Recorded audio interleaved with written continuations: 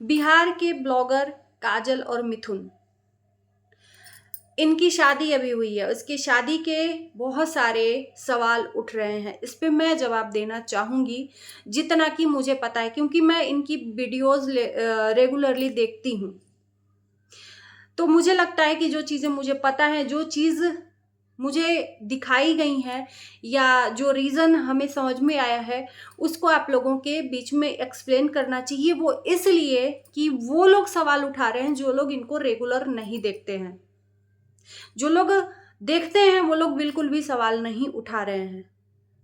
ये शादी क्यों हुई? क्या ये शादी कंटेंट है या इस शादी होने के पीछे बहुत बड़ा सवाल बहुत बड़ा कुछ मैटर है? मैं बताऊंगी। जैसे कि मैं बता दूं कि काजल मिथुन एक लव मैरिज कपल है। ये लव मैरिज करके शादी किए थे। काजल की जाति अलग है और मिथुन की जाति अलग है। कहीं कहीं होता है अंतरजातीय विवाह होता है। लव मैरिज में तो अक्सर आप लोग देखे होंगे अंतरजातीय विवाह, जिससे कि परिवार वालों को एक्सेप्ट नहीं होता है। ये वैसे ही भागकर शादी किए थे, परिवार वाले एक्सेप्ट नहीं किए। फिर उसके बाद से परिवार वाले एक्सेप्ट भी किए हैं। सिर्फ जो मिथुन है उनके परिवार वाले, अभी भी काजल के परिवार वाले थोड़ा थोड़ा एक्सेप्ट, कभी रिश्ता तोड़ना कभी जोड़ना वाली बात सिचुएशन काजल के साथ होती है। काजल मिथुन की एक लड़की भी है, बहुत प्यारी सी। इसके बाद सवाल आता है शादी पे। इनकी शादी क्यों हुई? इनके घर में कोई भी पूजा पाठ या शादी में काजल मिथुन को इन्वॉल्व नहीं किया जाता था। मतलब शादी में प्रेजेंट तो रहते थे, लेकिन जैसे कि कोई पूजा पाठ का है, सुहागिनें हैं, साथ में मिलकर पूजा कर रही हैं शादी विवाह का, या कोई भी पूजा पाठ का माहौल है, तो उसमें काजल को इन्वॉल्व नहीं किया जाता था। उसका रीज़न ये कि इनकी शादी अभी प्रॉपर तरीके से समाज में जिस तरह से 7 फेरों के साथ, रीति रिवाज के साथ हुई है, वो नहीं हुई है। इनके हिसाब से तो ये इन्होंने मंदिर में भागकर शादी कर ली थी, लेकिन जो परिवार है, जो समाज है, उनके हिसाब से शादी नहीं मानी जा रही थी, जिसकी वजह से इनको परिवार वाले कोई भी चीज़ों में इन्वॉल्व नहीं कर रहे थे। ऊपर से काजल फिर से प्रेग्नेंट है, तो इनके परिवार वालों ने सजेशन दिया कि आप लोग प्रॉपर तरीके से समाज के सामने 7 फेरों के साथ, पूरी रीति रिवाज के साथ शादी करो, होने वाले बच्चे के लिए सही रहेगा। शादी करने का सिर्फ और सिर्फ यही रीजन है। अब भाई ब्लॉगर हैं तो कंटेंट तो बनाएंगे ही, शादी हो रही है तो ब्लॉगर हैं, कंटेंट बनाएंगे, इसमें कोई दो राय नहीं। लेकिन इस शादी के पीछे ये मैटर है, कंटेंट बिल्कुल भी यहाँ पर नाम नहीं दे सकते।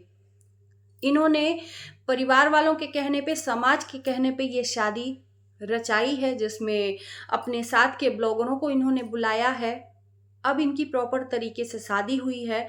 और एक और सवाल उठ रहा है इनकी शादी में कि इनकी पूरी शादी में इनकी बेटी कहीं भी नहीं दिखी। उसका रीजन ये है कि माँ बाप की शादी दोबारा उसके ही खुद के बच्चे नहीं देखते हैं। इस कंडीशन में भी कि जैसी उसकी माँ नहीं है, भगवान, हम उसके लिए नहीं बिल्कुल बोल रहे हैं, एक कंडीशन बता रहे हैं, किसी भी बच्चे की जैसे माँ नहीं है या पिता नहीं है, तो दोबारा उसके पेरेंट्स की जब शादी होती है किसी और के भी साथ, तो वह बच्चा अपने माँ बाप का शादी नहीं देखता है।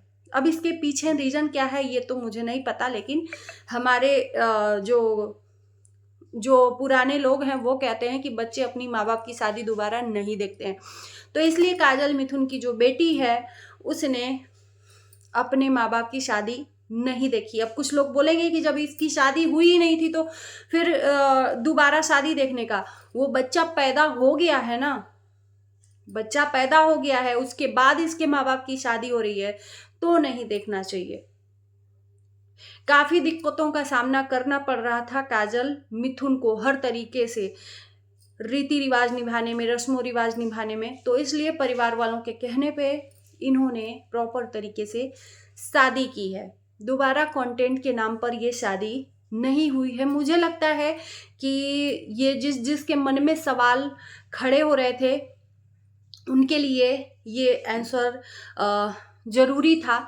मुझे लगा कि देखो उसमें कोई बुराई नहीं है, मुझे लगा कि इन लोगों को नहीं पता है क्योंकि वो प्रॉपर उनका वीडियोज़ नहीं देखते हैं। उन लोगों का वीडियोज़ अधिकतर गाँव के लोग देखते हैं, बिहार के लोग देखते हैं, लेकिन क्योंकि उनका जो वीडियो आता है प्रॉपर गाँव के तरीके से आता है, तो बहुत कम लोगों को इस तरह के वीडियोज़ पसंद भी आते हैं। अब यहाँ पर लोग क्यों क्वेश्चन पूछना स्टार्ट किए, क्योंकि उनके सामने वीडियो रिकमेंड हुआ, क्योंकि इनकी शादी चर्चा का विषय बन गई कि भाई ये पहली बार ऐसा इस इतिहास में हो रहा है कि दोबारा ये खुद ही शादी अपना कर रहे हैं पूरे रीति रिवाजों के साथ। तो थोड़ा सा ये पॉपुलर हो गया शादी, इसलिए लोगों के नज़र में ये आए। जो नहीं देखता था वो भी देखा इनकी शादी को प्रॉपर तरीके से, सारे ब्लॉगरों को देखा। कुछ लोग सवालिया निशान उठा रहे हैं सचिन मनीषा पे कि इन लोगों के सानिध्य में रहकर इन्होंने कंटेंट के लिए सिर्फ ऐसा किया है, इनको घर बनाना है, इनको ये करना है, वो करना है। तो देखो पैसा तो आएगा ही, कंटेंट है तो पैसा आएगा ही, उसमें कोई दो राय नहीं है। लेकिन इस शादी को सिर्फ ये नाम दे देना कि कंटेंट है, ये गलत है ना। और अपने साथ के जो लोग हैं उनको नहीं बुलाएंगे तो फिर उसमें भी कुछ लोगों के मन में सवाल उठेंगे कि क्यों नहीं बुलाया। अब बुलाया है तो उस पे भी सवाल उठ रहे हैं। तो मुझे लगता है कि हर किसी का यहाँ पर जवाब देना पॉसिबल नहीं है।